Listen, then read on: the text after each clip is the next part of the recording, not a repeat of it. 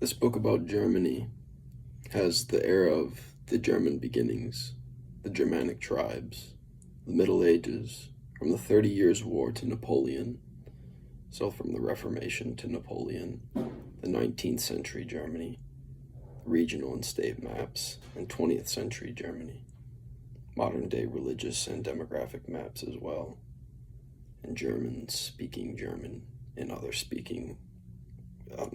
lands.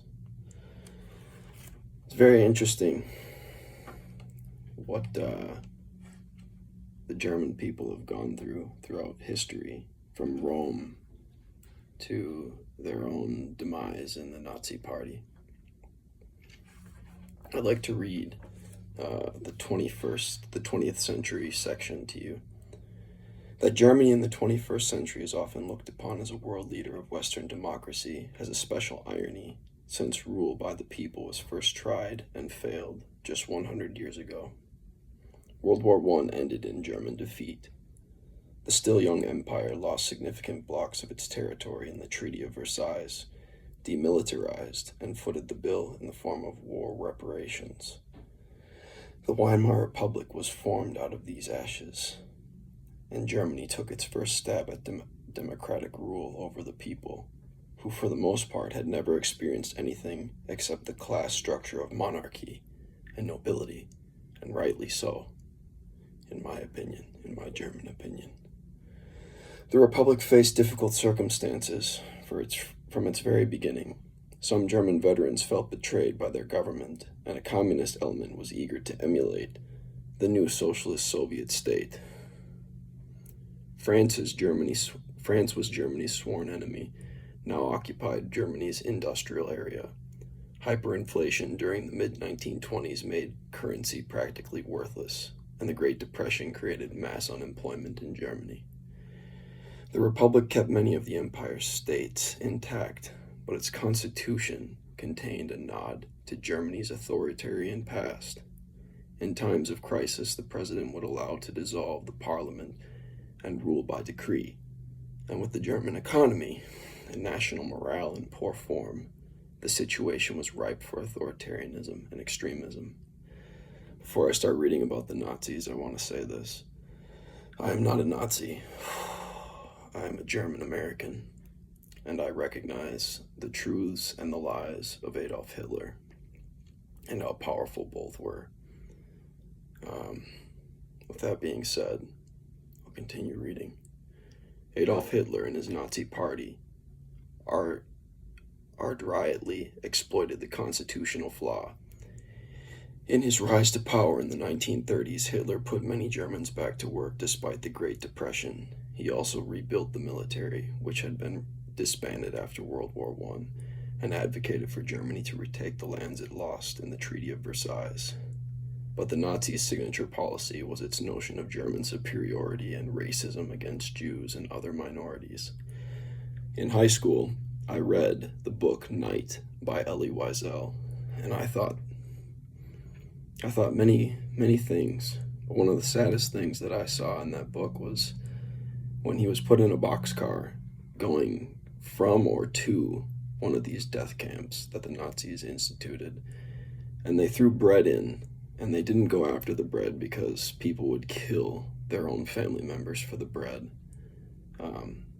Ellie saw a son kill a dad for a piece of bread. That's very, very sad. I still believe that the Jews need to repent and believe in Jesus Christ, the Messiah. But to treat anybody like that is not right.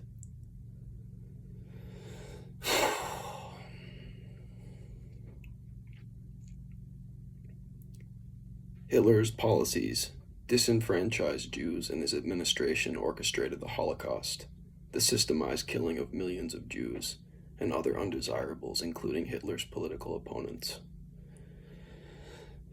It is true that there were problems between the Jews and the Germans, and those were warranted, but because of what they did in World War I.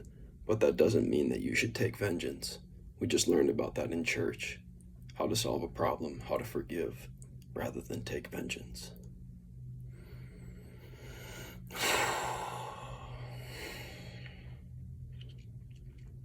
Hitler muscled his way into Austria and German-speaking areas of Czechoslovakia and began World War II when he invaded Poland in 1939 and France, the Netherlands, and Belgium in 1940. Eventually, Allied powers led by the United States and the United Kingdom and France closed in on Germany from the west, while the Soviet Union invaded from the east. There is something to be said about Hitler's war with Russia. Russian communism is a dog, a bad dog, and honestly, it won't ever get better. Russian communism is thug rule. And in that part, I do agree with Adolf Hitler. Russian communism must be stopped. Germany's defeat closed in on Germany from the west, while the Soviet Union invaded from the east. Germany's defeat in 1945 resulted in losses of territory and occupation by the Allies in 1949.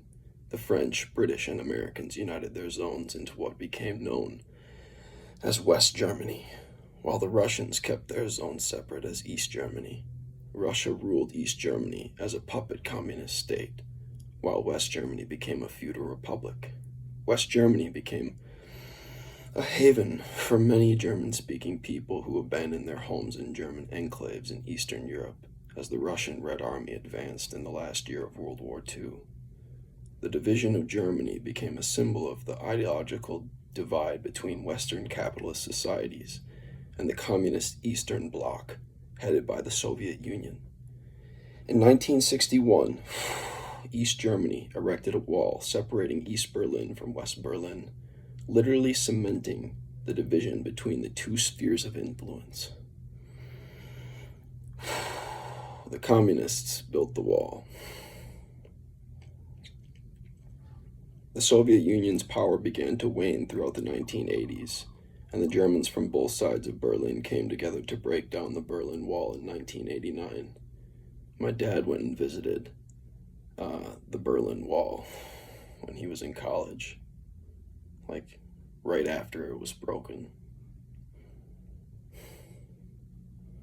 The two Germanys formally reuniting the following year in 1990, becoming the Bundesrepublik Deutschland, feudal republic of Germany, and ending centuries of disunion, war, and reorganization. So, welcome to our German world. The maps in this atlas tell the story of a dynamic people, culture, and language that have played a crucial role in not only modern Germany, but also in German-speaking countries, Europe as a whole, and even other continents. Let's look at the maps that show the influence staked out by this history. Thank you for listening. The German story is a very powerful one. It has very good things and it has very evil things.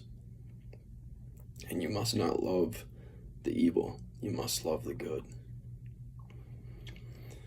So, I also want to get into talking about Luther and the 30 Years' War and the Gutenberg printing press, because reading, my friends, is very important for knowledge and understanding.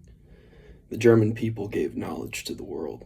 They gave books. They gave the Bible to the world. And the greatest book in the world. And so, yeah. The story of Germania, Deutschland, is one that I think everybody can learn from. Its good and its evils. So, thank you for listening. God bless you. Gott ist Freiheit. Peace.